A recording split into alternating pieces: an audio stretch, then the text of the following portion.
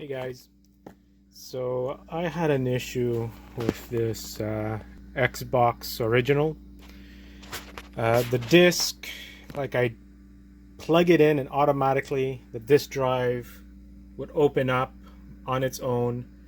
I'd power it off and then it would just turn back on, disk drive eject. The only time the disk drive would stay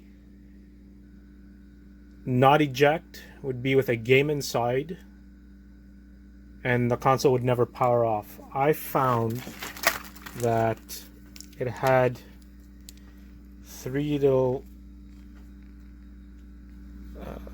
what do you call them? I guess would you call them transistors, or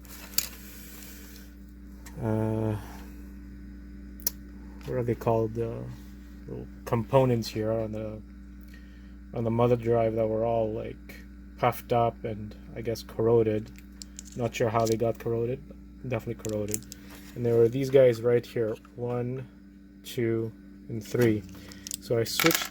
I switched these off, but I replaced them, and now they work. Now the console doesn't eject on its own, stays shut, powers on and off. Everything works great. I'll show you guys once I close everything up how it works good. It's a shame I should have made a video, or I should have recorded how it would eject on its own, but trust me, I'd plug it in, I wouldn't even press the power, the DVD would eject on its own. I could never shut it off unless I pulled the power plug out. And like I said, it would only stay, the disk drive would only stay shut if there was a game inside. So I'm going to close this all up and show you guys how this works properly now. And hopefully this helps someone with their eject issue. I know there's a few different reasons why.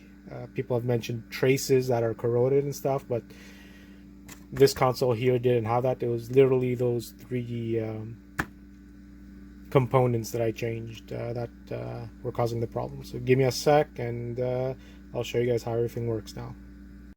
So you guys see it's not ejecting on its own.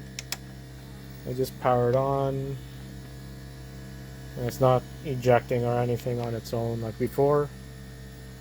So everything looks pretty good. So there you go. These little components were the problem for me. So look for similar issues with yours if you have an eject issue. Thanks for watching, guys. Talk to you guys soon.